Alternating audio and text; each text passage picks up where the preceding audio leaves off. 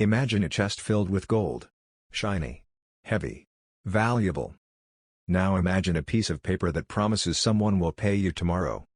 Which one holds more power over the global economy? Not the gold. Not the coins. It's the promise. The debt. This is the uncomfortable truth. Debt, not gold, is what moves markets, shapes governments, and even controls who wins and loses in the world today. And yet, most people treat it as a problem, a danger, something to avoid. That misconception is why understanding debt matters more than ever. Because right now, the global system runs on promises. Trillions of them. Every central bank, every government, every bank depends on debt. If it suddenly disappeared, nothing would function the same way. We're not talking about personal loans. Not your credit card. Not your mortgage. We're talking about the backbone of the financial world. The hidden engine. Let's start with why debt is more powerful than gold. Gold is finite.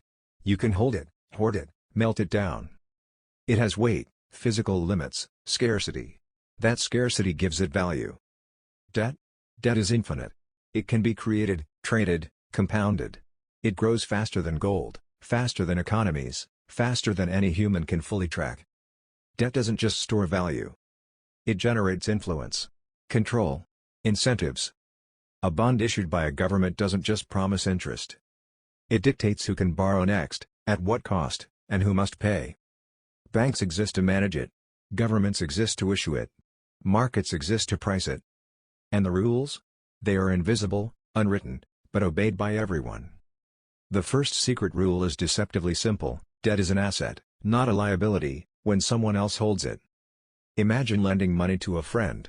You gain trust, maybe interest. Now scale that to billions, governments, and institutional investors. Your debt becomes someone else's asset. Their security. Their collateral. And that's how debt multiplies power. Second rule: debt is recursive. It can be used to create more debt. Banks loan money they never fully own. Governments issue bonds to pay off previous debt. Corporations borrow to buy back stock.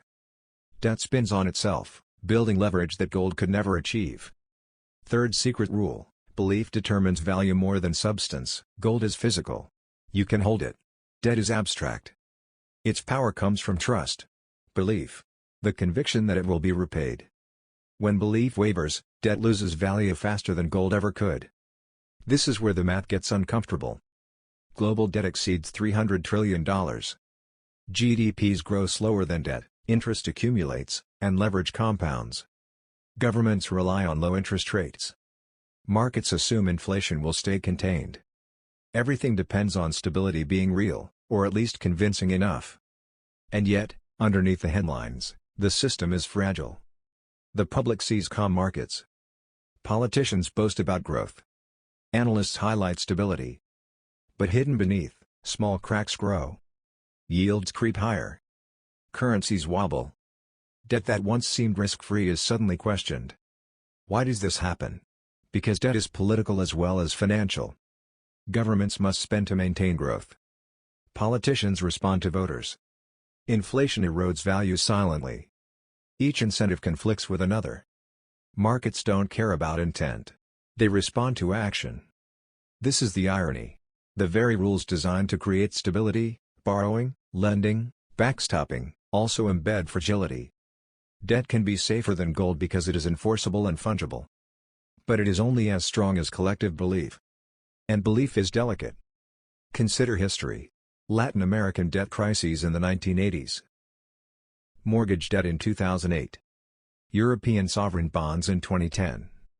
In each case, debt itself didn't vanish. Confidence did. And with it, the power of promises collapsed faster than anyone anticipated. Yet, debt remains central. It fuels growth. It supports pensions.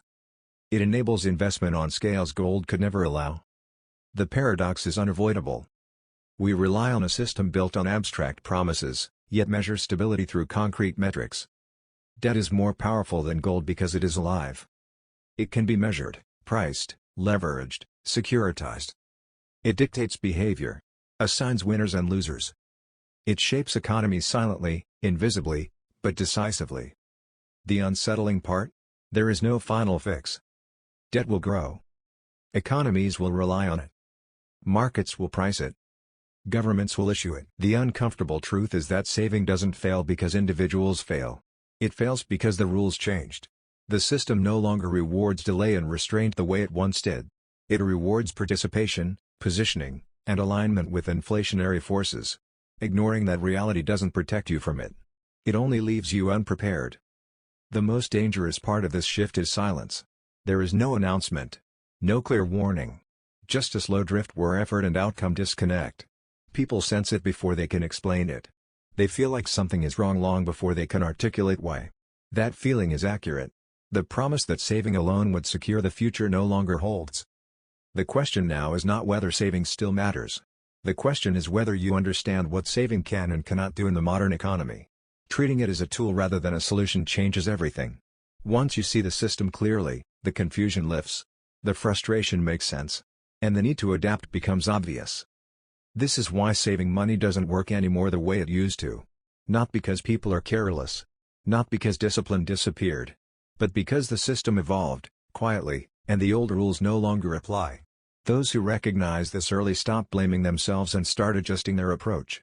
And in a world where money constantly loses value by design, awareness becomes the most valuable asset of all. Now let's take a closer look at why belief matters so much. Imagine holding a bond issued by the government. A piece of paper, or increasingly, a digital record, promising future payment. On its own, it is just a promise. But multiply that by trillions of dollars. Now it is the foundation for banks' balance sheets, for pension funds to pay retirees decades from now, for insurance companies to appear solvent on paper. The system treats this abstract promise as real wealth. And why? Because everyone believes it will be honored. Take a moment to think about that. Wealth isn't tangible. It's collective trust. A social contract written not in law books, but in assumptions, in habit, in the quiet acknowledgement that this promise is credible.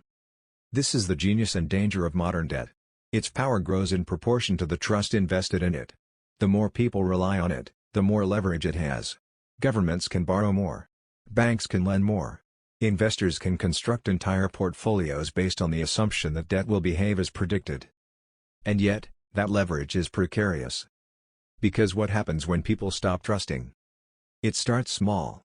A bond yield ticks up. Investors quietly demand higher interest. Currency traders move slightly faster than before. Banks hesitate on loans. These are micro signals, easily overlooked. But each one is a tiny crack in the foundation. History gives us a clear pattern. In the 1970s, the United States faced runaway inflation. Markets doubted the government's ability to control it. Interest rates soared. Ordinary investments stagnated. Confidence didn't collapse instantly, it eroded. And when it broke, the consequences lasted a decade. In Asia, 1997 to 1998, the story was similar but faster. Currency pegs failed. Capital fled overnight.